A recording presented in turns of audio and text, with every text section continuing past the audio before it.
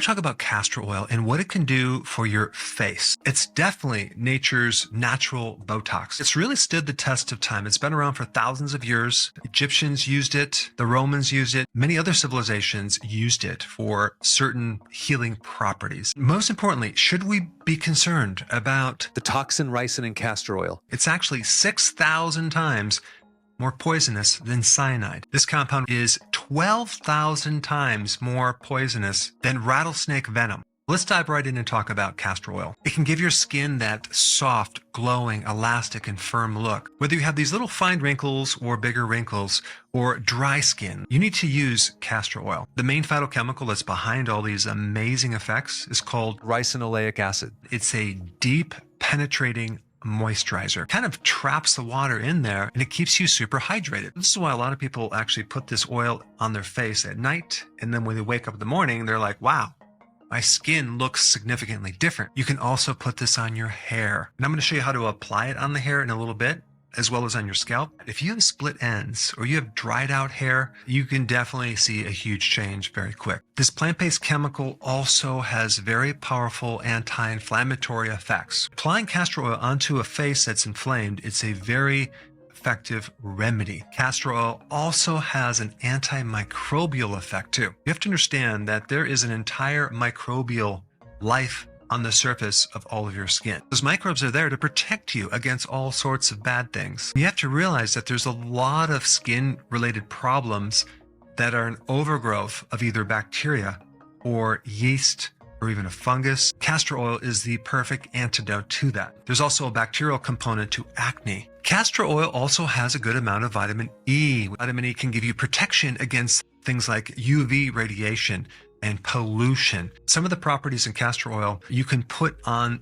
a wound to heal it. It also has other properties of fading the darker spots on the skin as well. This can overall give you a nice even complexion. In castor oil, there's a vitamin A precursors, beta carotene, which can help support the skin. You also have a good amount of magnesium and potassium, which the skin can benefit from as well. And there's even some evidence that castor oil can help stimulate collagen synthesis, which is actually very important in the anti-aging process to keep that collagen as full as possible. You would definitely want to apply castor oil to any scars that you have, acne scars, scars from stretch marks, which happen to be on your abdomen, any scars in the body. You want to routinely rub a few drops into a scar for a period of maybe 30 seconds. As far as the potency of this anti-inflammatory effect, it can be comparable to something like ibuprofen. How do we apply it?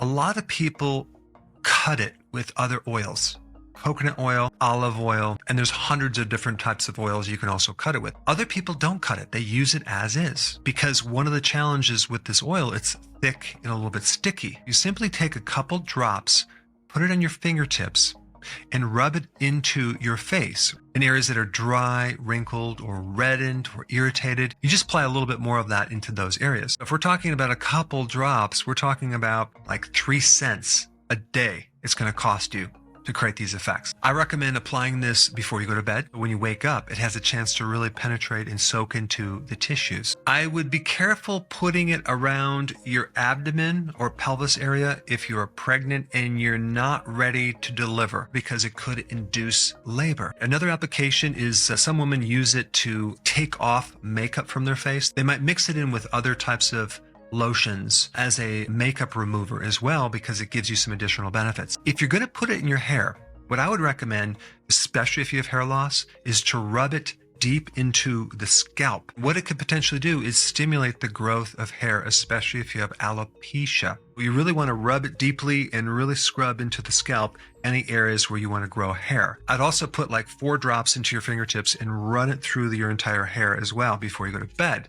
That way, when you wake up, you're going to notice that your hair is just so hydrated. As far as the type of castor oil I would recommend, I would definitely spend the extra money for something cold pressed, something without hexane. That's a solvent. You want organic, they use hexane and a lot of the seed oils to extract certain things as well. So if you're consuming soy oil, canola, cottonseed, corn oil, you're getting potentially some hexane. And a lot of people use the Jamaican black castor oil. It seems to have some amazing properties that are even better than the regular castor oil in other parts of the world. If you want to grow your eyelashes, Castor oil is a great remedy. Just on a daily basis, rub just a little bit into the roots of the eyelashes and watch things start to change in a positive way. Lastly, what about this toxin in castor oil? You don't have to worry about it. That specific toxin is eliminated in the production of creating this oil. The manufacturer companies that make this know about this poison, and so it's tested to make sure there's no poison in there. Of course, if anyone is exposed to this, unfortunately, there's not a simple antidote. You just need to go to the hospital to see what they can do. And if you have certain amounts, which is not a lot, you have like 36 to 72 hours before you die. It can be very dangerous. But of course, you do not have to worry about that if you're using the oil. It's quite a paradox to have something so poisonous to also be so therapeutic to so many parts of your body. It's quite fascinating. Thanks for watching. And if you haven't seen my video on the #1 nutrient deficiency behind all types of skin disorders, okay, and we're talking about dermatitis and a lot of other skin problems. If you haven't seen the video, you might want to watch it. I'll put it up right here. Check it out.